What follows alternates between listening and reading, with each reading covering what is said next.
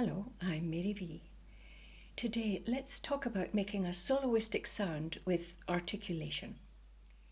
So one of the great secrets of bowing is to introduce something called catch and release, or click bowing, to all your strokes. And it's something that turns your sound from a beginner sound or something without articulation into something magical and sounding very soloistic. Like this.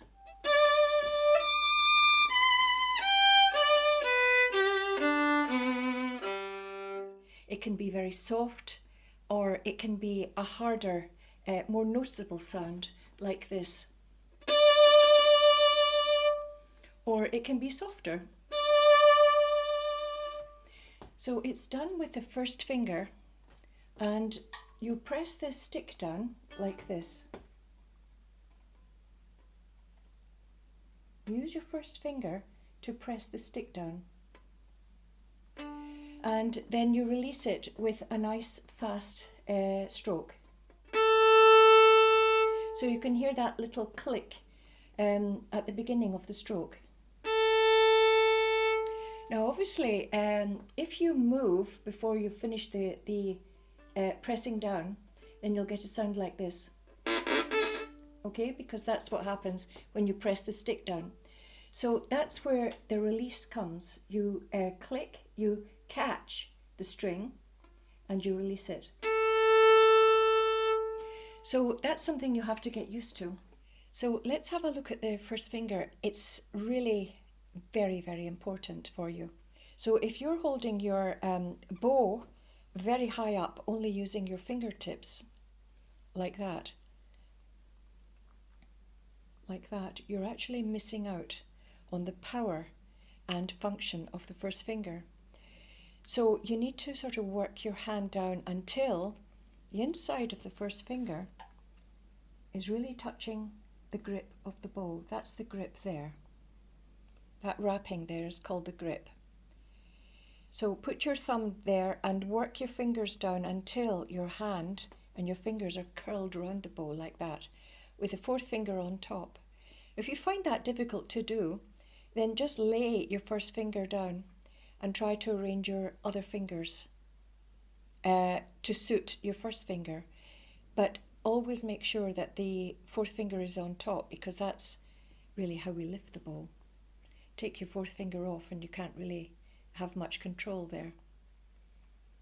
So get your first finger down and do this exercise, actually moving your first finger up and down.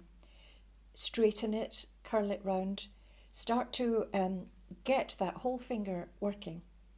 Now let's try it with a violin and see what you can do. In order to get the catch and release going, just press the stick down 3 or 4 times. 1, 2, 3, 4. What I'm really doing is pressing down with the inside of my first finger like that. You see?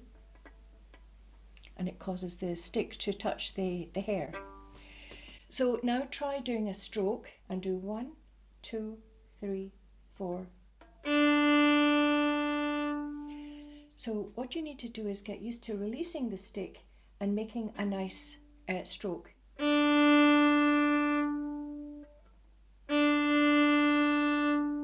So make sure that you can hear that the stroke starts differently, with a little catch in it,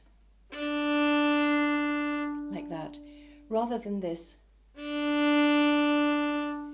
So what kind of stroke is it after the catch? Just a stroke like that is a good one to start with.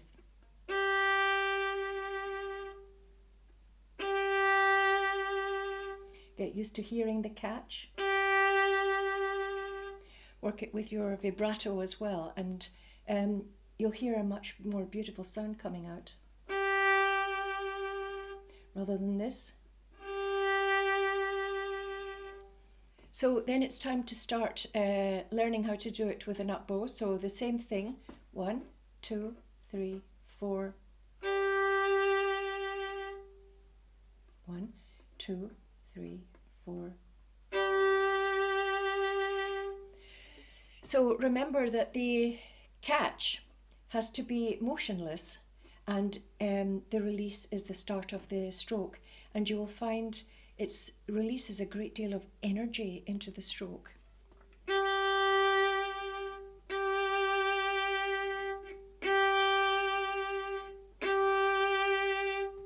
You can also do it taking the bow off the string, like that, with a nice fast bow, or a more intense sound, a slower bow, like that. And then with the up bow the same.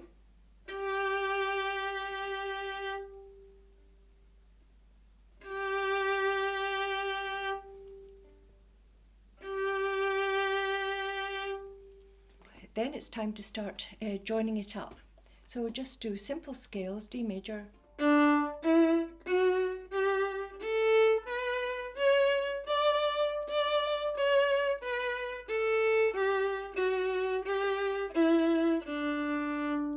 so that can take a while to get used to the catching and the releasing into a stroke.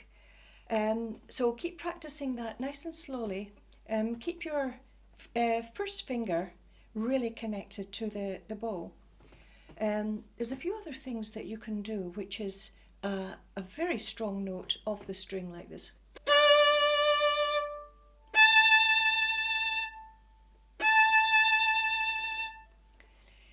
So that's the beginning of catch and release or click bowing, and it's a transformative thing. It creates the most beautiful sounds on your violin. The left hand tends to respond to this by speeding itself up and joining in with a sort of little explosion at the beginning of the stroke. And then depending on what kind of stroke you do afterwards, that's where you add the character, the colour.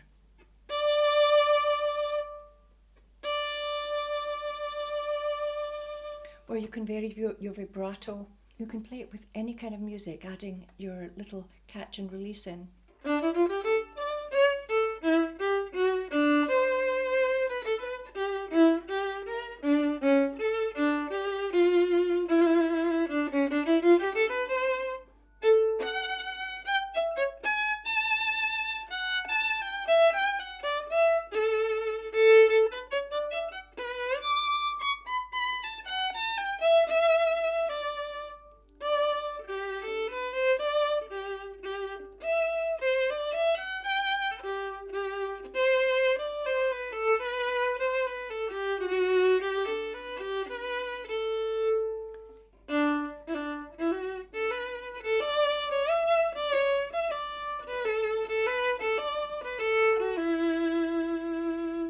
Sometimes you can make it very, very soft, but it is there.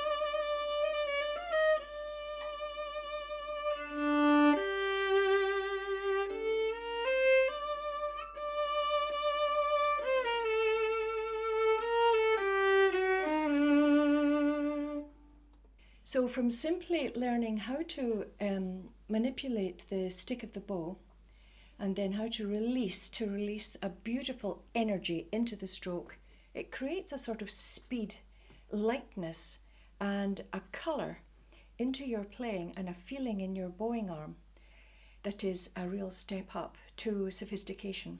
You're able to hear this with players that you listen to on YouTube much more easily when you learn to do it yourself. It's something that's not taught very widely, but it's something essential to give yourself a step up in your sound. So I hope you enjoy learning about catch and release, and I hope it makes a real difference to your sound once you learn how to do this.